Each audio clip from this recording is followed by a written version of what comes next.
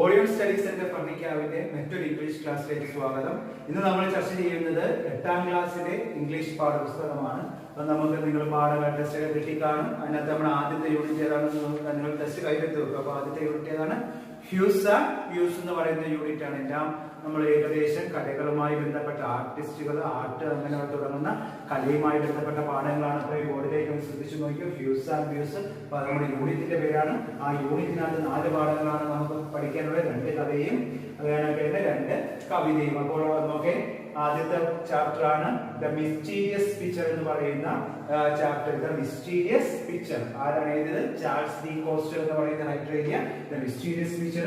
രണ്ടാമത്തെ പാഠം ഏതാണ് നോക്കി? The boy who Drew Katz. The boy who Drew Katz എഴുതിയാൽ നോക്കി അസ്വേഗോ ടക്കിച്ചിറോ എന്ന് പറയുന്ന റൈറ്റർ എഴുതിയ the boy who Drew Katz. അത് രണ്ടുമാണ് കഥ പഠിക്കാനുള്ളത്. പിന്നെ മൂന്നാമത്തെ നമുക്കൊരു കവിതയാണുള്ളത്. താജ്മഹൽ എന്ന് പറയുന്നത് ഇന്ത്യയിലെ ലോകത്തിലെ തന്നെ വിസ്മയമായ താജ്മഹലിനെ കുറിച്ച് ഇന്ത്യയിലെ ഏറ്റവും പ്രശസ്തനായ കവിയായ രവീന്ദ്രനാഥ് ടാഗോർ എഴുതിയ കവിതയാണ് ഇത് താജ്മഹൽ. നാലാമതായി വി ആർ ദ വേൾഡ്, നമ്മൾ ഒന്നാണെന്നുള്ളൊരു സന്ദേശം നൽകുന്ന വി ആർ ദ വേൾഡ് എന്നുള്ള കവിത ആരൊക്കെ എഴുതിയത്? ലോക പ്രശസ്തനായ പോപ്പ് സിംഗറായ മൈക്കിൾ ജാക്സന് ലേണൽ റിച്ചിയും കൂടെ ചേർന്ന് എഴുതിയ കവിതയാണ് ഇത് വി ആർ ദ വേൾഡ് എന്ന് പറയുന്ന ഒരു സോങ് ആണ്. ഒരു പോപ്പുലർ സോങ് ആണ്. അപ്പോൾ ഈ 4 ചാപ്റ്ററാണ് നമുക്ക് ഈ 8ാം ക്ലാസ്സിലെ ആദ്യ യൂണിറ്റിൽ പഠിക്കാനുള്ളത്. ഇത് 4 ഏകദേശം ഇതുമായി ബന്ധപ്പെട്ടതാണ്. കലയുമായി ബന്ധപ്പെട്ട നമ്മൾ റിലേറ്റ് ചെയ്ത് വരുമ്പോൾ കലയും അതിന്റെ പ്രശസ്തിയെ കുറിച്ചും അങ്ങനെ തുടങ്ങുന്ന കാര്യങ്ങളെ കുറിച്ചാണ് നമ്മൾ എന്ത് ചെയ്യുന്നത്?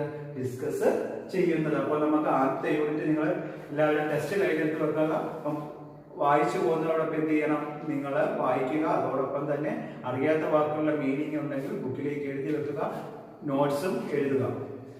The mysterious picture, Charles De coaster. അപ്പൊ നമുക്ക് മിസ്റ്റീരിയസ് പിക്ചർ എന്നാണ് നമ്മുടെ കഥയുടെ പേര്. എഴുതുകാരാണ് ചാൾസ് ഡി കോസ്റ്റർ എന്ന് പറയുന്ന റൈറ്റർ ആണ്. അപ്പൊ അദ്ദേഹത്തെ പറ്റി നമുക്ക് ആദ്യം നോക്കാം. Charles De coaster, the father of Belgian literature. അദ്ദേഹം എങ്ങനെ അറിയപ്പെടുന്നത്? ബെൽജിയൻ ലിറ്ററേച്ചറിന്റെ പിതാവ് എന്നാണ് അല്ലെ?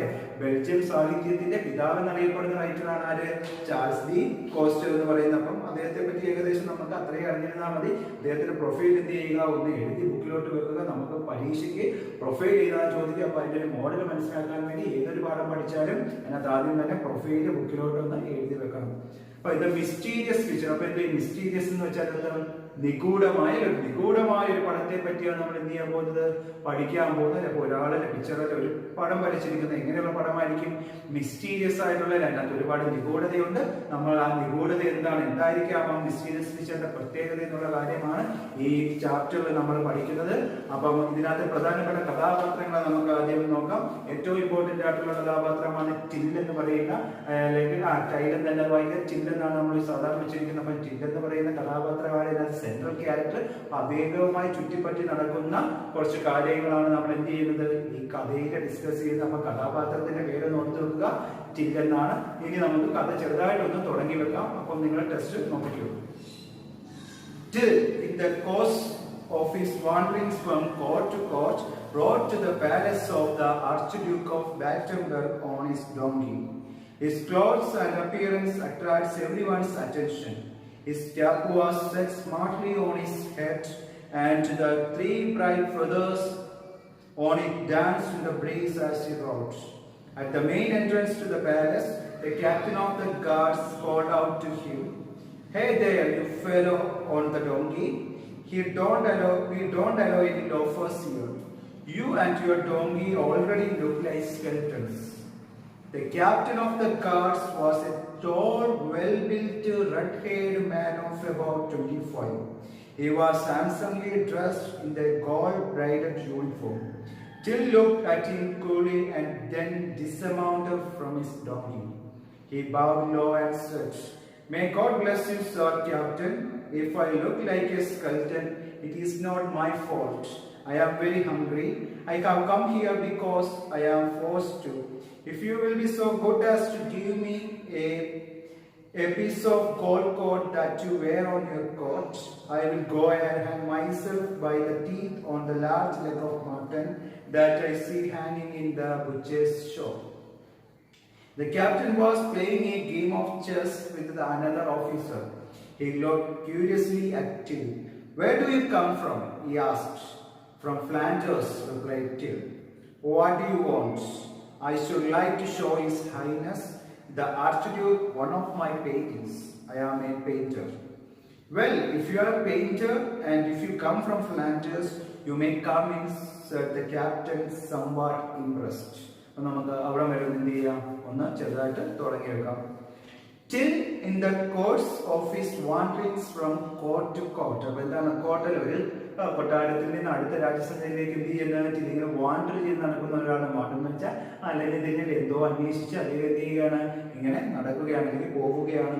Brought to the palace of the Archduke of Battenberg. അങ്ങനെ ഇങ്ങനെ പോകുന്ന വഴിക്ക് അദ്ദേഹം എവിടെ എത്തിച്ചേർന്നിരിക്കുന്നു, ആറ്റൻബർഗിലുള്ള ആർച്ച് ഡ്യൂക്കിന്റെ അടുത്തേക്ക് എത്തിച്ചേർന്നിരിക്കുന്നു. അല്ലെങ്കിൽ ആറ്റൻബർഗ് എന്ന് പറയുന്ന ബാറ്റൻബർഗ് എന്ന് പറയുന്ന സ്ഥലത്തുള്ള ആർച്ച് ഡ്യൂക്കിന്റെ അടുത്തേക്ക് എന്ത് ചെയ്തിരിക്കുന്നു, എത്തിച്ചേർന്നിരിക്കുന്നു. ഓൺ ഹിസ് ഡോങ്കിയിൽ എന്തിന്റെ പുറത്താണ് വന്നിരിക്കുന്നത്, കഴുതയുടെ പുറത്താണ് വന്നിരിക്കുന്നത്.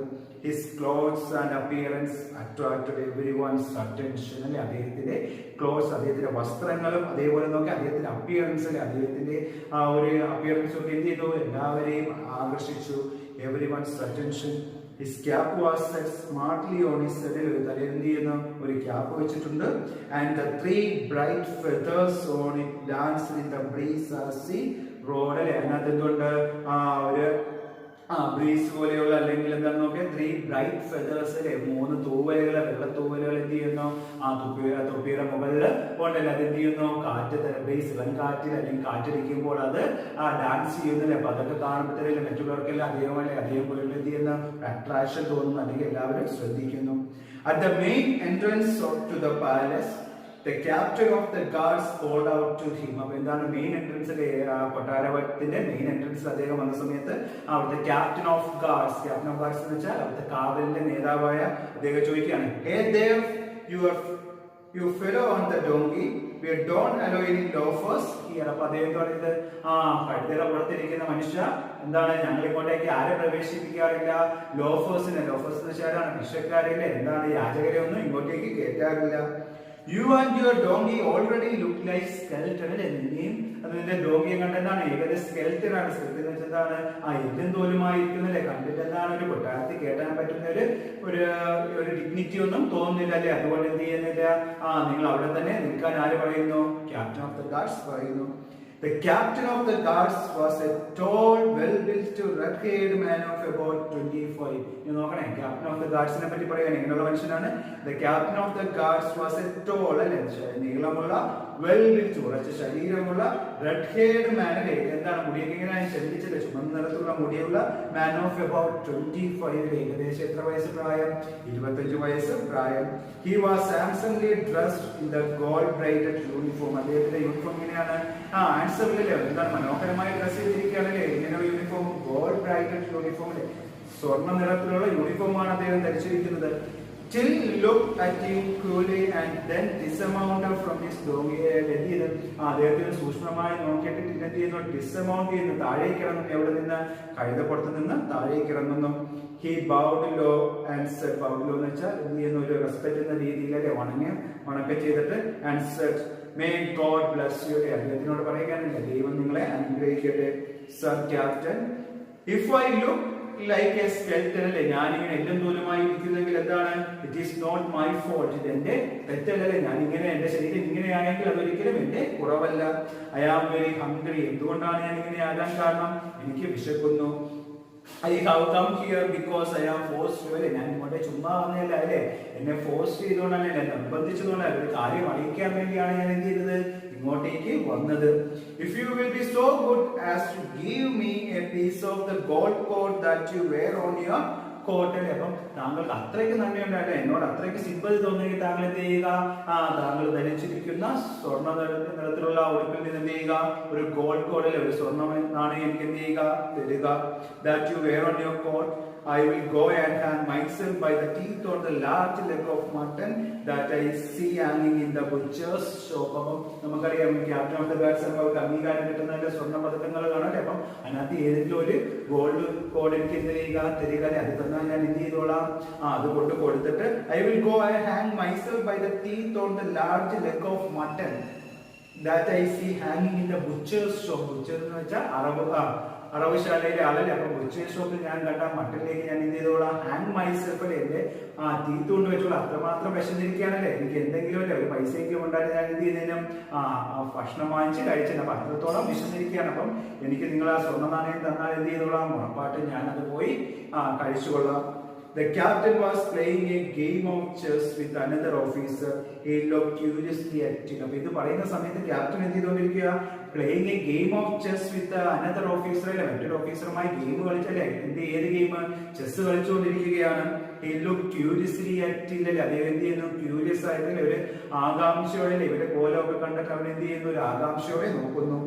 Where do you come from? He asked അല്ലേ, അദ്ദേഹം ചോദിച്ചല്ലേ എവിടെ നിന്നാണ് നീ വരുന്നത്. From Flanders, replied ടില്ല പറഞ്ഞല്ലേ എവിടെ നിന്നാണ്, ഞാൻ ഫ്രാൻഡേഴ്സിൽ നിന്നാണ് വരുന്നത്. What do you want? അപ്പൊ അടുത്ത ചോദ്യം അല്ലേ, നിനക്ക് എന്താണ് ആവശ്യം. I should like to show His Highness the Archduke one of my paintings. I am a painter. അപ്പൊ എന്തിനാ വന്നത്, ഇത്രയും ദൂരം എന്താണ് എന്തിനാ വന്നത്. I would like to show His Highness. His Highness എന്ന് വെച്ചാൽ രാജാവിനെ പോയിട്ട് പറയല്ലേ, പ്രഭുവിനെ അല്ലെങ്കിൽ രാജാവിനെ കാണിക്കാൻ വേണ്ടി എന്ത് കാണിക്കാനായിട്ടാണ് നോക്കെ, വൺ ഓഫ് മൈ പെയിന്റിങ്സ്, എന്റെ പെയിന്റിങ്സ് കാണിക്കാനാണ്. I am a painter, ഞാനൊരു പെയിന്റർ ആണ്. Well, if you are a painter and if you come from Flanders, you may come in അല്ലേ, നീ ഒരു പെയിന്റർ ആണ്, നീ പറഞ്ഞത് സത്യമാണെങ്കിൽ, നീ പെയിന്റർ ആണെങ്കിൽ, അതുപോലെ തന്നെ നീ ഫ്ലാൻഡേഴ്സിൽ നിന്നുള്ള ആളാണെങ്കിൽ നീ ധൈര്യമായി എന്ത് ചെയ്യുക, അകത്തേക്ക് വരിക.